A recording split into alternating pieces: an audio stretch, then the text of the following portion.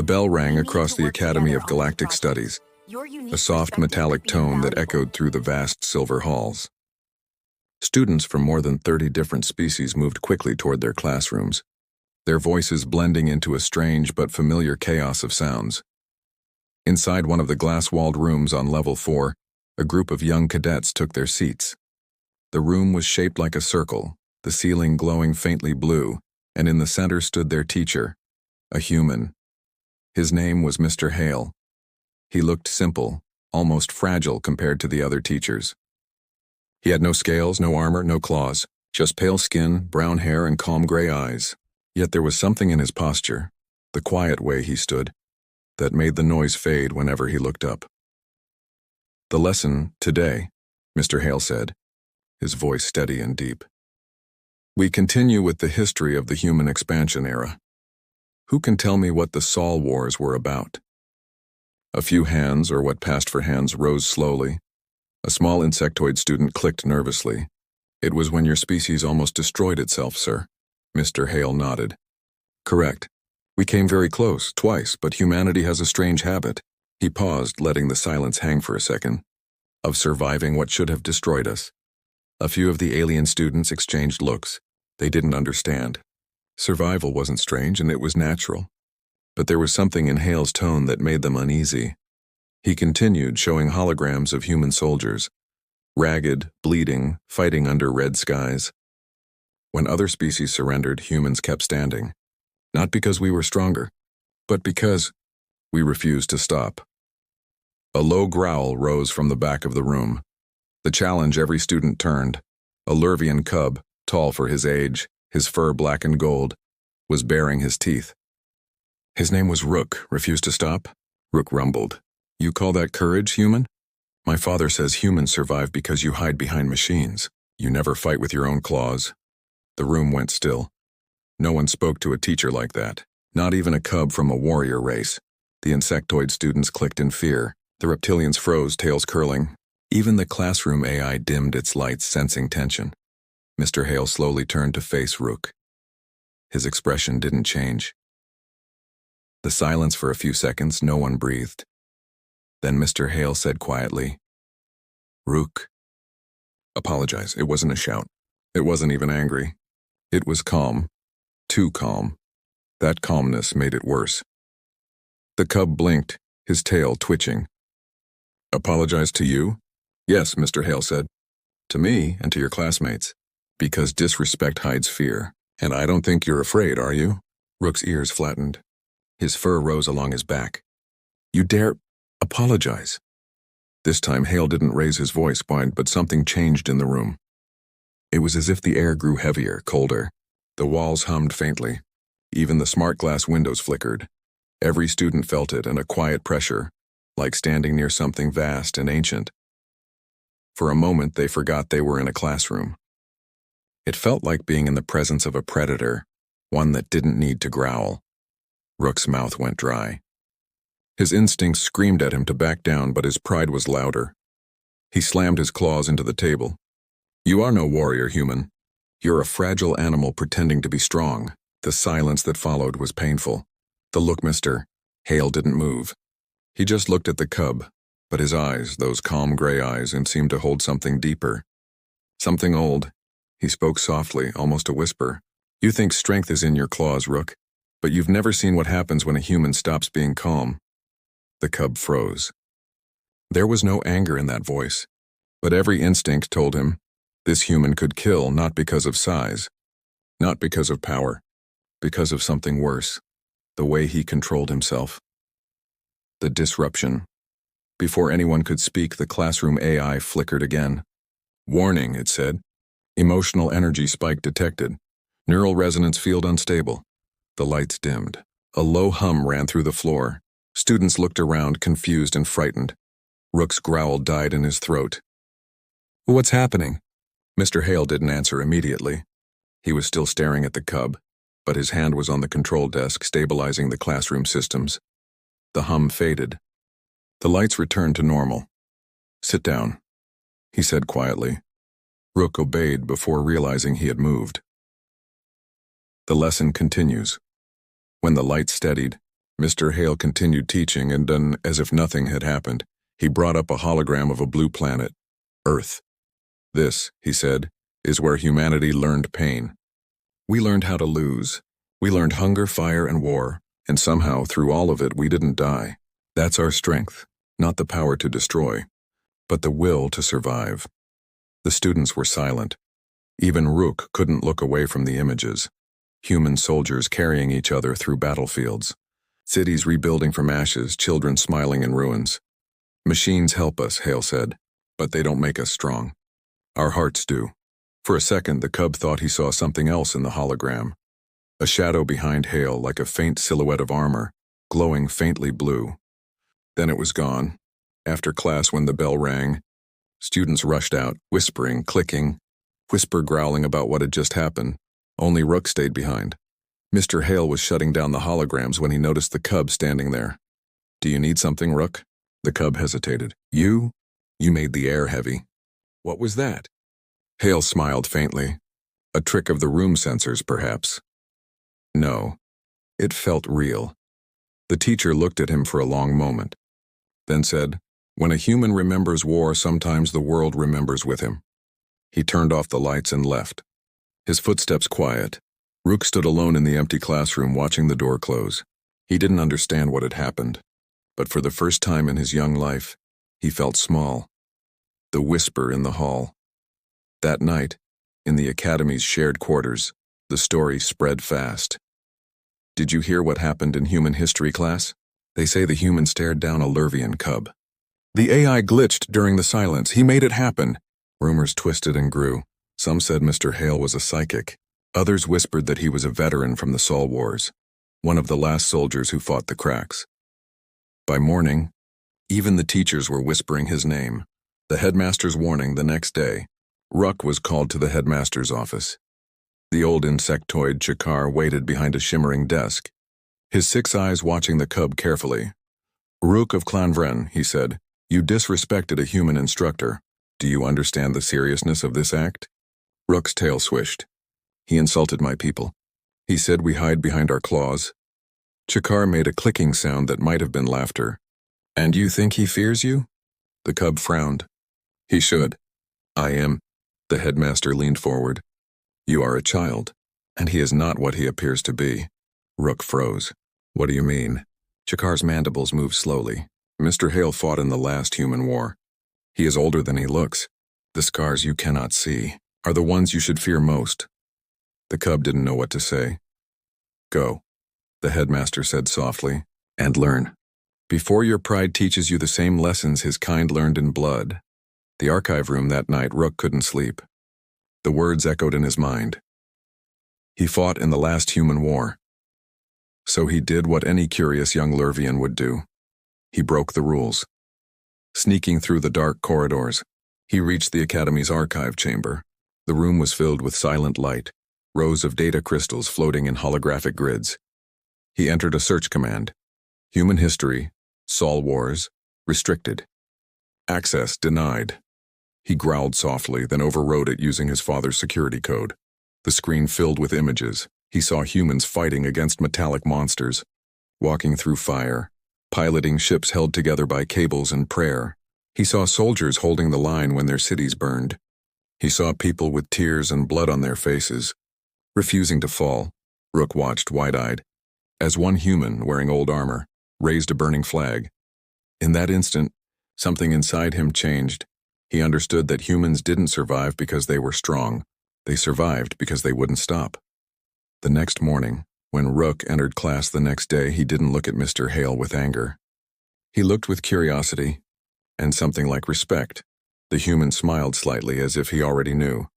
Welcome back, Rook, he said. Are we ready to learn about peace today? The cub hesitated, then nodded, but deep down he knew peace wasn't what this human truly understood. There was something else behind that calm face, a storm that slept quietly beneath the surface. And one day, Rook thought, he would see it awaken. The next morning, the Academy's hallways were quieter than usual. The rumor of what had happened in Mr. Hale's classroom had spread to every corner. Some students laughed about it. Others whispered in awe. A few said it couldn't be true. No human could have made a Lurvian cub back down with just a few words. But when Rook walked through the halls, no one laughed. His golden black fur was brushed flat, but his ears twitched nervously. Every whisper burned into his back like heat. He didn't know whether he wanted to roar or hide. He had always believed that strength came from power, from muscles, claws, and the courage to fight. But now he wasn't so sure. The memory of the human's calm eyes haunted him. That stillness, it wasn't fear. It wasn't arrogance. It was something else. Something that felt older and heavier than he could understand. The meeting. When Rook entered the classroom, the lights were dim and Mr. Hale was standing near the window. Looking at the stars beyond the academy dome, he turned slowly as the students settled down. Today, Hale began, we talk about peace. Because peace, as many of you will learn, is much harder than war. He pressed a command, and the air filled with holograms, cities rebuilding after fire, humans and aliens shaking hands, starships carrying food instead of weapons. After the Sol Wars, he continued, humans didn't win because we destroyed the enemy. We won because we learned when not to fight. One of the students raised a hand, a small reptilian cadet. But sir, isn't peace weakness? Mr. Hale smiled faintly. No. Peace is what you protect after you've been strong enough to fight for it. The students fell silent again. But Rook couldn't help himself. He raised a paw. Sir, is it true you fought in the Sol Wars? The class gasped. Mr. Hale looked at him for a long time. Then he said quietly, yes, I was there. The past returns hologram shifted, showing blurry images of war. Soldiers running through fire, starships breaking apart in orbit. The Earth half shattered in the background. Humanity was surrounded. Hale said softly, we were outnumbered 20-1. The enemy came to erase us. They said we were too dangerous to exist. Rook frowned. Why? You said humans were peaceful. We are, Hale said. But peace doesn't mean harmless. He tapped the hologram again. A scene appeared. Humans fighting side by side with other species. Some of those species were in the very classroom watching now. We fought to protect those who couldn't, he said. Even when they thought we were monsters. Rook leaned forward. Did you win? Hale looked out the window again. We survived. That's all victory ever really means. The archive revelation that night, Rook returned to the archives. He had watched those forbidden human war files before, but now he needed to see more. The holographic room responded to his voice. Access request? Human war footage. Full authorization. The system hesitated, then complied. Rook watched images flash before his eyes. Humans fighting in trenches on alien worlds. Soldiers with missing limbs holding the line. Civilians carrying wounded soldiers who weren't even their own species. He saw a small platoon of humans surrounded by enemies, fighting until their oxygen ran out, but never surrendering. He saw Mr. Hale. Younger, his hair shorter, his armor cracked and burning. His voice was calm even in the chaos. No one gets left behind, he said. Not one. Rook's throat tightened. He had never seen such madness or such strength. The Lurvians valued power. But this was something else entirely. When the last video ended, Rook sat in silence for a long time. Then he whispered, he's not weak. He's terrifying. The academy at dusk the next day. The academy was bathed in orange light from the setting sun. Mr. Hale stood outside the training arena, watching the students spar. Rook approached, still unsure whether to speak. Sir? Mr. Hale turned, offering a faint smile. Rook, come to challenge me again? The cub shook his head quickly. No, sir. I wanted to ask something. Ask. Why didn't you fight me that day? You could have. I insulted you. You could have crushed me. Hale looked up at the horizon. Because a lesson learned in silence lasts longer than one learned in pain. Rook frowned. But you scared me. Good, Hale said softly. Fear teaches respect, and respect teaches control. He paused for a moment, his gaze distant. A long time ago, I learned that real strength is not the power to hurt others. It's the ability to stop yourself when you can. Rook thought about that for a long time. The warning. That night, as the academy slept, a faint alarm blinked on the control towers above. Unidentified signals appeared on the radar. 3, then 6, then 9. The Academy AI sent a silent alert to all instructors. Mr. Hale received the notification in his quarters. He didn't move for several seconds. He just stared at the data on the screen, ship IDs, energy signatures, familiar patterns. Then he whispered, "Cracks." He closed his eyes briefly. The same enemy from decades ago. The same species that had nearly wiped out humanity during the Sol Wars. They were back, and they were heading straight for the Academy. The calm before the storm. The next morning, Mr. Hale entered class as usual. He didn't mention the incoming danger. His face was calm, but his eyes seemed sharper, colder. The lesson began like any other, but halfway through, the lights flickered again. "Apologies," said the classroom AI. "Interference detected from upper orbit." Some students gasped. Rook's fur rose slightly. "Sir, is something wrong?" Mr. Hale hesitated. For a moment it looked like he might lie, but then he said quietly, "Yes, something's coming." The class went silent. "What kind of something?" another student asked nervously. He looked at the ceiling as if he could already see through it, through the metal, through the sky. "The kind that tests what you've learned." The human aura. That afternoon, the Academy held a safety drill. The students didn't know it was real. The instructors did. Mr. Hale stood in the main courtyard watching the cadets march toward shelters. His face remained still, but the air around him seemed heavier again. One of the other teachers, a tall avian named Cora, approached him. "You feel it too?" "Yes." "Are they the same ones?" "Yes. Should we evacuate?" "No," Hale said. "They're not after the Academy." "They're after me." Cora stared. "Why?" "Because I'm the one who ended their war." The avian took a step back, feathers rising.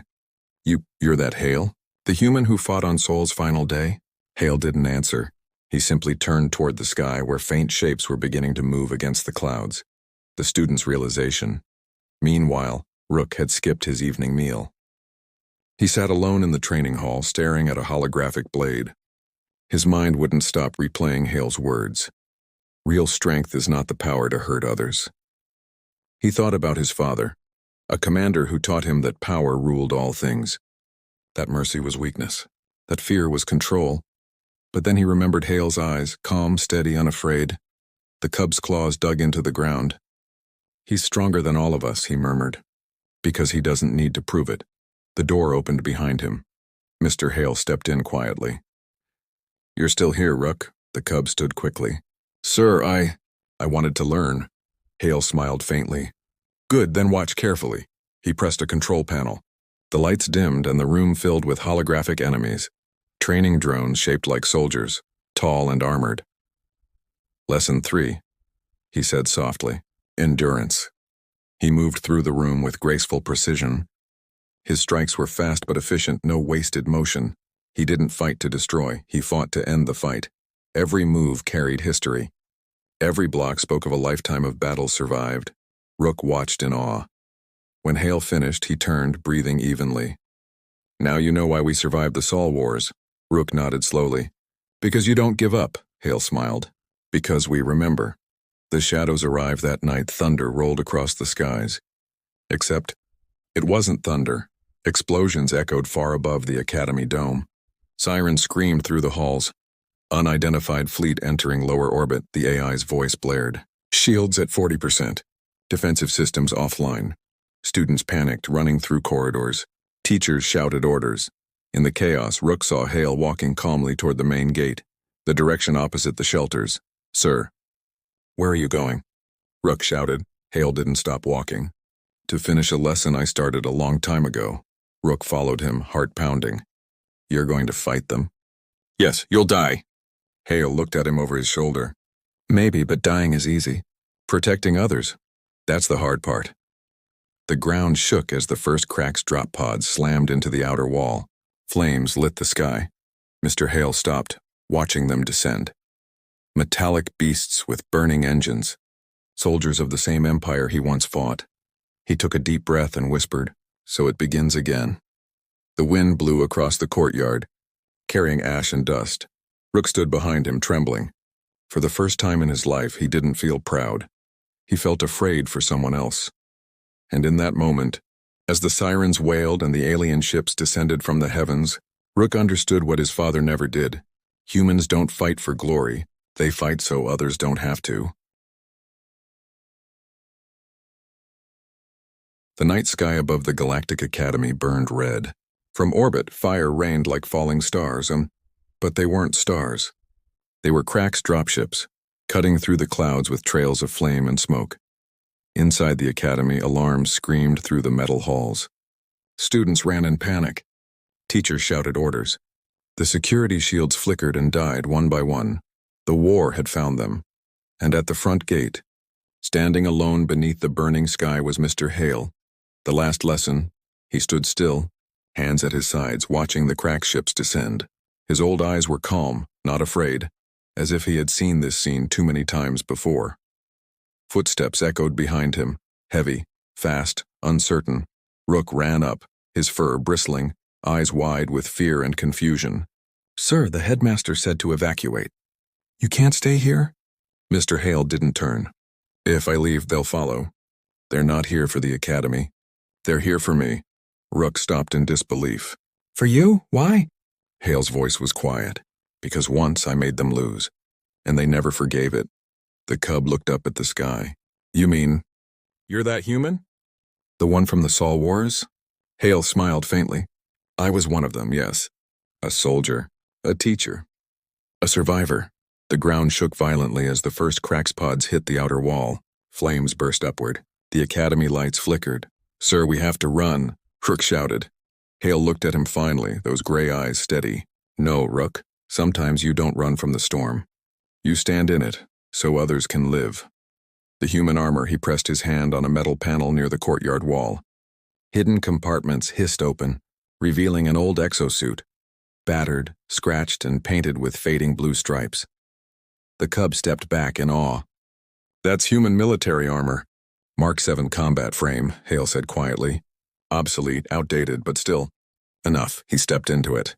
The plate sealed with a hiss, lights flaring along the chest and arms. For a moment, his fragile human shape transformed into something unrecognizable. Not a soldier, not a man, but a reminder of what humanity once was. The Academy AI's voice echoed faintly over the intercom. "Outer defense grid compromised. Crack's infantry breaching perimeter in 40 seconds. Rook swallowed hard.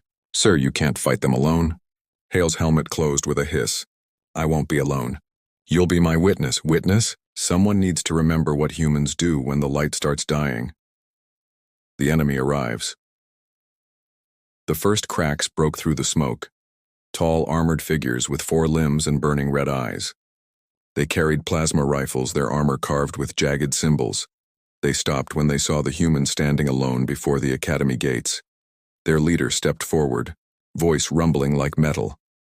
"You should have stayed hidden, human. The galaxy forgot you." Mr. Hale's voice came through the suit speakers, steady and cold. "Then let me remind it." The ground exploded as the battle began. The fight. The courtyard became fire. Plasma bolts hissed through the air. Hale moved like a shadow, precise, silent, efficient. Every motion was a memory of war. Every strike carried the weight of loss. He shot 2 Cracks through the chest, rolled beneath another's blade, and slammed his gauntlet into its helmet. The armor cracked. The alien screamed. More came. Dozens, maybe hundreds. Hale stood firm. His armor burned, his energy shields flickered, but his eyes never lost focus. From behind a broken wall, Rook watched, terrified and amazed. The human didn't fight like a beast. He didn't roar, didn't rage. He calculated. Every move was survival. Clean, controlled, merciless only when needed. It was terrifying. And beautiful. The human spirit between explosions, Rook could hear Hale's voice through the comlink. Calm, focused, teaching, even now. "Remember this, Rook, power without discipline destroys itself. Courage without purpose is just noise. But when you fight for something greater than yourself, even death listens." The Cracks surrounded him. One fired a missile. Hale caught it midair with his suit's magnetic grip and redirected it into the ground. The shockwave threw soldiers in every direction, but he was slowing down. The armor was old, the power core nearly depleted. His movements grew heavier. Still, he didn't stop. Rook wanted to run out and help, but something held him still. Not fear, but awe. He whispered, He's not just a man. He's a storm. The fall minutes passed like hours. The courtyard was now a graveyard of fire and smoke. Mr. Hale staggered, his armor cracked, sparks running down the joints. The Crack's commander stepped through the flames, sword in hand. "You can't win, human. You're one and we are many." Hale lifted his head. "That's what they said last time." The Cracks raised his weapon to strike, but Hale moved first. He drove his arm blade through the alien's chest. The commander screamed, thrashing before collapsing in a heap of metal. Hale pulled the blade free, but his knees gave out. He fell to one side, the armor's lights dimming. The apology rook rushed forward, ignoring the smoke, the heat, the danger. Sir, stay with me!" Hale's helmet retracted, revealing his face, pale, blood trickling from a cut on his forehead. But he smiled. "Looks like the lesson's over." Rook shook his head, eyes wide with tears. "No, you can't die. You saved us." The human's voice was soft. "Saving people. That's what humans do." The cub's claws trembled. "I was wrong. You're not weak. You're not soft. You're human," Hale whispered. "That's all." He reached up weakly and touched Rook's shoulder. "Do me a favor, cub," Rook's voice cracked. "Anything?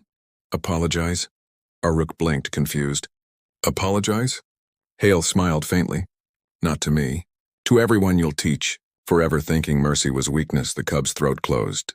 Tears spilled down his fur. I'm sorry." Hale nodded slowly, his hand falling limp. "Good." Then his eyes closed and his breathing stopped. The silence. For the first time in centuries, the academy courtyard went silent. The Crack's ships stopped firing. The air itself seemed to mourn. A single breeze swept across the courtyard, carrying ash and the smell of ozone. Rook knelt beside the fallen human, trembling. Around them, alien students and teachers began to emerge from shelters, eyes wide in disbelief. They saw what one human had done, what one teacher had done. The invaders had fled. The academy stood, and in the center of it all, the human's broken armor still glowed faintly blue. The legacy weeks later, the academy rebuilt its walls. The battlefield became a memorial garden. In the center stood a statue, not of a hero in shining armor, but of a man standing calmly, unarmed, teaching. Beneath it, carved in 6 languages, were the words, "He fought not for victory, but for peace." Rook stood before the statue every morning. His fur had streaks of silver now. He was older, wiser, quieter. He had taken Hale's place as instructor. His voice carried through the same glass-walled classroom where a growl once silenced the room. "Today," he told his students, "we study humans, the species that taught the galaxy the meaning of courage." The class listened in silence. He pointed to a hologram, a recording of Mr. Hale standing tall in his battered armor, facing the impossible. "Strength," Rook said softly, "isn't what you use to destroy. It's what you use to protect. Remember that." A young reptilian cadet raised her hand. "Sir, what happened to the human teacher?" Rook smiled faintly. "He became what all true teachers become. A story worth remembering." The final scene that night, Rook visited the memorial again. The garden was quiet under the twin moons. He placed a small human flag beside the statue, faded, torn, but still whole. He whispered, "You said dying was easy. Living with purpose was harder. I understand now." The wind rustled through the trees, carrying a faint, warm whisper, almost like a voice. "Good, then teach them well." Rook smiled through his tears. "I will, teacher." He turned and walked away slowly. The lights of the academy glowing behind him, above. The stars shimmered, the same stars Hale had once looked at through the classroom window. And somewhere out there, among those stars, the legacy of humanity continued, quiet, unbroken, unstoppable, because even in death, humans never stopped teaching.